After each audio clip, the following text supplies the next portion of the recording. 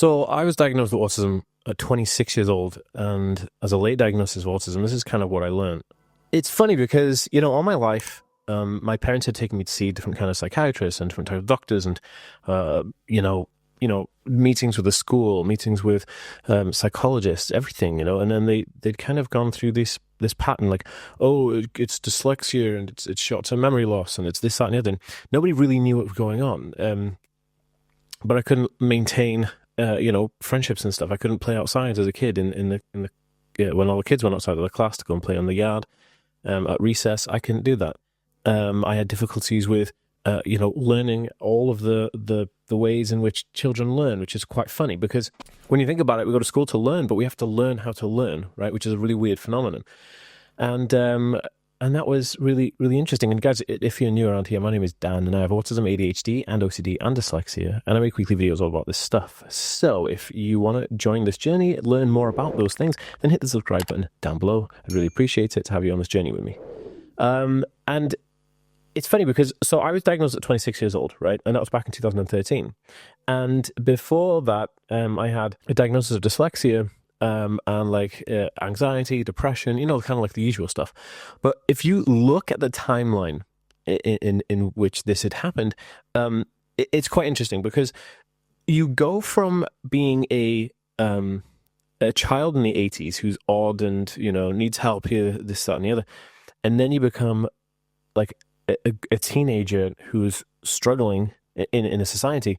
And then you become an adult who's completely out of his field with work, relationships, friendships, professional, not professional, and it's really difficult. So one of the things that I kind of learned really early on was that if you are on the autism spectrum, nothing changes. From when you're a kid until you're an adult, those feelings stay the same. You still struggle with the same things.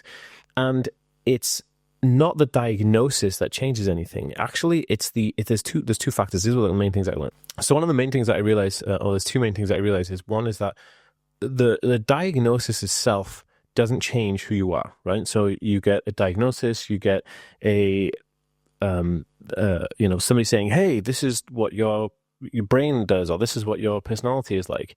That doesn't make any difference. You are who you are, regardless of a diagnostic paper. The only difference is with a diagnosis is that you get access to support and help from the government. It could be financial, it could be legal, it could be social, it could be practical, professional, all those kind of things. But more importantly, and this is the top tier, you begin to accept who you are. For a long time, I thought I was this freak.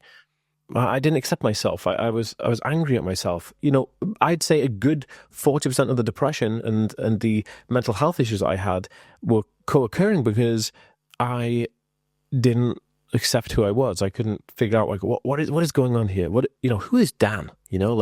Okay, so I've got these issues with sensory processing. Like sight, smell, touch, sound, all these kind of things, and all of those things allowed me to kind of wallow in self-pity sometimes, and also kind of think, oh, I'm just so odd. I have no answers for this. I'm just this and the other. But if I had just accepted who I was, like, oh, this is me, yes, I got sensory issues with smell, and if I wear sunglasses indoors sometimes and all this kind of stuff, all those things would have been fine if I'd just accepted who I was and said, okay, that's who I am. And I think all of us inherently have that. And we just need to look and reflect on that. So no matter if you're self-diagnosing or you have an official diagnosis, if you just accept who you are, you begin to just really level up and beam like the sun. And the second thing with the diagnosis is that when you have the diagnosis, it almost becomes worthless because you go, I'm not going to have this piece of paper define who I am. And that is like super empowering because you go, for years you're going around, wondering in the dark, thinking like, is this for me? Is this for me? Oh God, do I do this? Oh, no. Am I weird for not going out with my friends and hanging out and doing things like life like other people do? And in actual fact, the whole time, you've been absolutely fine because you are who you are. And if you decide to not go out, if you decide to not have those friends over, if you decide to not go out for that meal, those things are fine. And everybody should accept that because that's who you are. And we shouldn't block, barricade, or deny people for the way that they want to be. There's something magical about autistic individuals because we're not problem seekers, we're problem solvers, right? So we find problems and then we fix them. We look at a problem and we say, hey, this is a solution. Most people look at a problem and say, oh, I have a problem, I'm going to stop. Autistic people find workarounds. Why do they find workarounds? Because we have to. When we're in school, we have to find a workaround to socialize. When we need to eat to survive, we have to find workarounds to survive.